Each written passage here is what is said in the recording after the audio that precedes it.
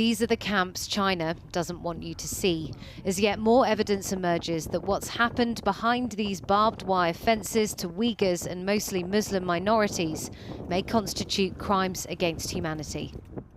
Human rights groups have been raising concerns for years, but this time it's the UN saying it, and China fought hard for the report not to be released. I can't stop my tears. I believe most of Uyghurs who read the report had the kind of same reaction. In the end, we all, we have been suffering for so long. Majority of us don't know what happened to our families. The 48-page report details interviews with survivors of the detention system in the Xinjiang region, where they describe treatment amounting to torture. It goes on to say that there were credible allegations of rape and other forms of sexual violence in detention facilities, which would in themselves amount to acts of torture or other forms of ill treatment. It also made note of reproductive restrictions, including high rates of sterilization and coercive family planning policies, enforced by strict measures such as fines and being sent to detention centres. The Chinese state has called these re-education camps a tool to fight terrorism. Cameras have only been allowed inside in carefully choreographed visits. The chalkboard in the background reads, "I love my motherland." For the Chinese state, that means the culture and language of their majority Han ethnic group. This sign instructs, "Speak Mandarin." Former detainees in these camps have spoken of a brutal daily regime of communist indoctrination, where in prison-like conditions, inmates have been forced to denounce Islam. China released its own report, double the length of the UN's, denying abuses. The US and others have labelled China's policies genocide, but the UN stopped short of making that accusation, a fact seized on today by China's foreign ministry.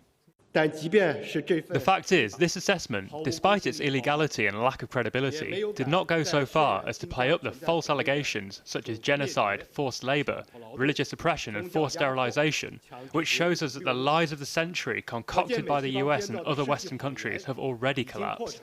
Last month, China sent a letter to the UN High Commissioner for Human Rights, Michelle Bachelet, asking her to bury the report.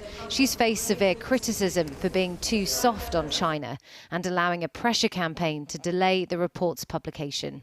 And then I received, of course, a letter on a number of countries, 40 or something, I don't remember the number, asking for the non-publication. But I already said, this is not the way we react to it. It's not pressures the way we define things. The report was released 13 minutes before Bachelet's term ended. The head of Human Rights Watch said it was like dropping it into the bin and leaving the office.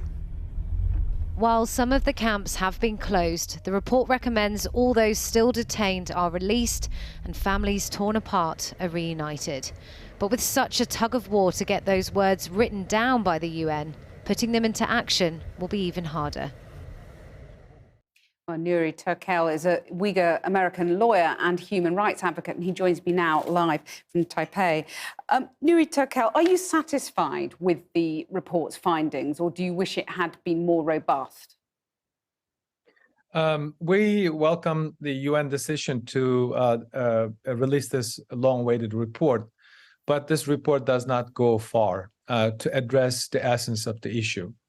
The ongoing Uyghur genocide meets the legal definition of the 1948 Genocide Convention that states genocide occurs when a specific acts are committed with the intent to destroy in whole, in part, or in part, national, ethnical, racial, and religious group. That's exactly what is happening. In addition to the deliberate destruction of the Uyghur people, Chinese also showed through information that are available to public today, that they have prevented natural growth of the Uyghur population in just 2 years alone by 60% and locking up about 800,000 Uyghur children. Right. So this is not a maybe, or this is not some half-told story. This is the full-swing genocide and crimes against humanity. Okay, I mean, wish the United Nations China has always denied genocide, and, you know, the report didn't mention genocide, but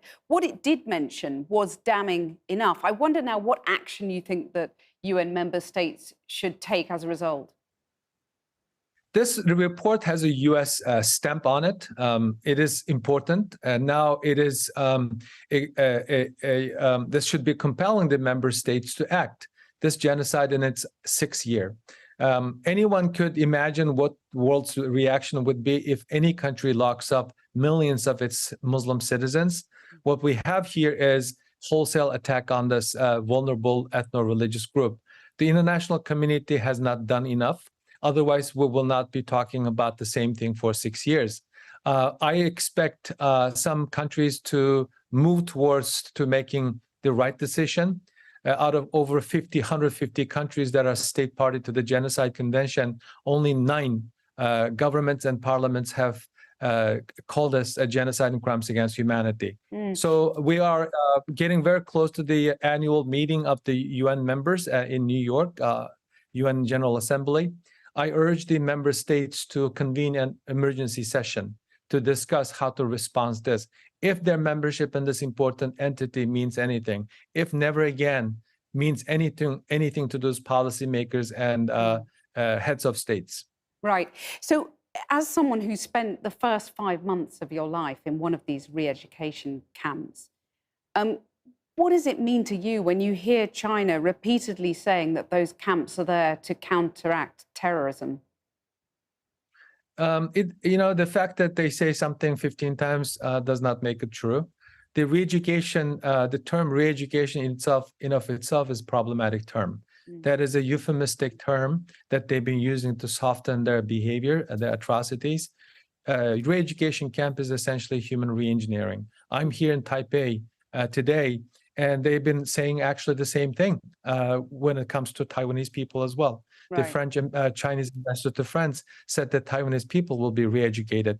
This is a chilling statement that people should not take it lightly. So international. Nuri Turkel, thank you so much for joining us. And now let's turn to the lawyer and academic Victor Gao, who previously worked closely with former Chinese leader Deng Xiaoping, and he joins us now from Beijing. Victor Gao, when you hear the first-hand accounts of Nuri Turkel there, and you have 46 pages of evidence of arbitrary and discriminatory detention that may constitute crimes against humanity, you accept, do you, that that is highly damaging for China? First of all, the UN report used words like may, which is not legal terms. And this is so vague, and it could be interpreted in different ways, that it is not serious in terms of a language to be used by a committee of the United Nations organization. Is that Therefore, China I think the Chinese government is justified to completely reject that kind of phrase, which is forced upon the United Nations Committee by certain countries which are hostile to China. Well, as far as the panelists, what countries are you talking about there? You know better than I do. There are several countries which are very hostile towards the Chinese people, and they forced the United Nations Human Rights Committee and its chairman in rephrasing the conclusion that they reached after their visit to Xinjiang Autonomous Region. As far as the panelists you quoted coming out from Taipei, allow me to say that whatever he's saying is false. Why?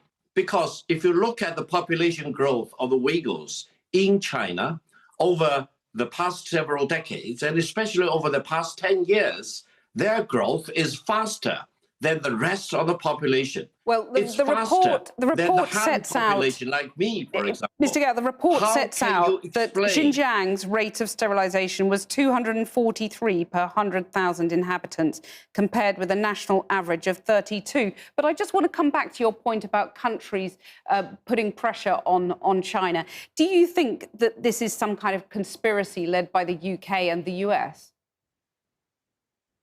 As a matter of fact, you can see with your own eyes that there are countries in the world which are hostile to China, and they want to deprive the Chinese people their right of peaceful development.